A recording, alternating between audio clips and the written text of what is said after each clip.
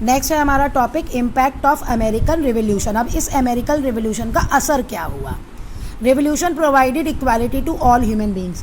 सारे जो लोग थे उन सबको क्या प्रोवाइड किया उसने, इक्वालिटी, यानी सब बराबर हैं। Democracy was promoted, democracy promote हुई मतलब बढ़ी आगे। The revolution gave birth to the democratic system, यानी कि अमेरिका ने जो गवर्नमेंट अपनाई वो कौन सी अपनाई, डेमोक्रेटिक सिस्टम, जिसने लोगों को राइट दिए। The right to vote for, पहली बार लोगों को वोट देने का अधिकार हुआ। ऑब्वियस सी बात है, जो पहले कॉलोनीज थी उनको कोई वोट देने का अधिकार थोड़ी था, या अगर वो चुनते भी थे तो वो उन लोगों को चुनते थे जिनकी मतलब चुन भी लिया तो ब्रिटिशर्स उन हमारे चुने हुए रिप्रेजेंटेटिव्स की बात नहीं मानते थे। इंडिया में भी यही था, इलेक्शंस होते थे, लोग चुने जाते थे, असेंबलीज थी, लेकिन जो मेन डिसीजन थी वो तो ब्रिटिशर्स के हाथ में थी। Everyone was given complete freedom, अब हर एक को आज़ादी थी, वो कहाँ वर्शिप करेगा, कैसे प्रेयर करेगा, या अपने धर्म की प्रैक्टिस कैसे करेगा। और अभी भी हर डेमोक्रेटिक कंट्री में ये आज़ादी है ही सबको, पता नहीं। आफ्टर अमेरिकन रिवोल्यूशन के बाद अमेरिकन सोसाइटी ने रियलाइज़ किया कि उनको एजुकेशन, लोगों को एजुकेट करना है। और रेवोल्यूशन के एंड में बहुत ज़्यादा डिमांड हुई किसकी, स्कूल और एजुकेशन की, कॉमन लोगों के लिए, मतलब स्कूल हो और हर एक बंदा एजुकेटेड हो। और बहुत बुरी बात है, इंडिया अभी भी इस मामले में बहुत पीछे है। मैं सच में कहूँगी कि इंडिया का एजुकेशन सिस्टम मेरी समझ से बाहर है। अभी तक मुझे समझ नहीं आया कि वो क्या है और क्या क्या चेंजेस कर रहे हैं, क्या कर रहे हैं। इकोनॉमिक गेंस मतलब पैसा कमाना, इंडस्ट्रीज़ लगाना, वो सब। Revolution put an end to an obstacle, रुकावटों को, रिवोल्यूशन ने उन रुकावटों को ख़त्म कर दिया जो नेशनल इकोनॉमी को, ग्रोथ को रुकावट थे, और ग्रोथ को इनकरेज किया। ग्रोथ मतलब नई नई इंडस्ट्रीज़ लगाई, एग्रीकल्चर में पैदावार ज़्यादा हो, मैन्युफैक्चरिंग यूनिट्स लगे, वो तो कहते हैं एग्रीकल्चर और इंडस्ट्री दोनों को बहुत बढ़ावा मिला और जिनसे उनका डेवलपमेंट हुआ।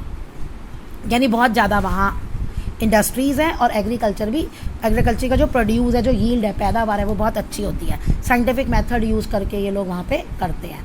एग्रीकल्चर में आपने पढ़ा होगा एक्सटेंसिव फार्मिंग, वो है वहाँ।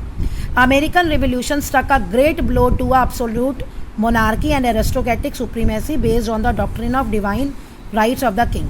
The power of the king were restricted and the power of the cabinet was revised. अब यहाँ पे भी अमेरिकन रिवोल्यूशन में क्या था, अब वहाँ पे जो मोनार्की थी और एरिस्टोक्रेटिक मतलब अमीर लोग जो होते हैं ना, अमीर लोग जो अपनी चलाते हैं, उन सबको बहुत बड़ा धक्का लगा, क्योंकि जब अमेरिका आज़ाद हुआ तो वो भी क्या बन गया, डेमोक्रेटिक कंट्री बन गया।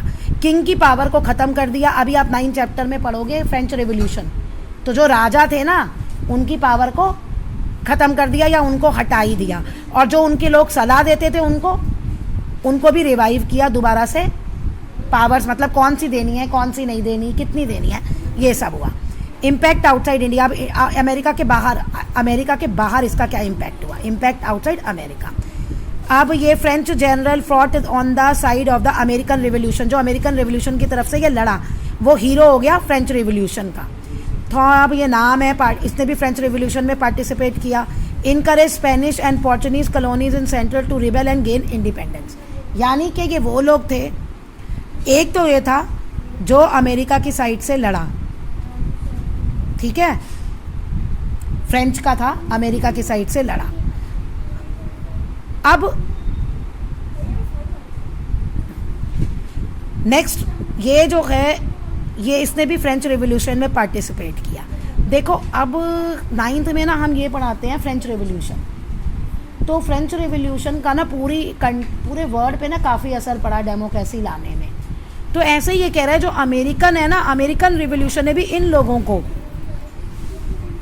अपने इंडिपेंडेंस के लिए इनकरेज किया, क्योंकि अगर किसी कंट्री में आज़ादी मिल जाती है तो दूसरी कंट्री भी सोचती है ना कि जैसे इसको आज़ादी मिल गई हम भी यहाँ से आज़ाद हों, तो सेम वही केस है। नेक्स्ट है अमेरिकन सिविल वॉर।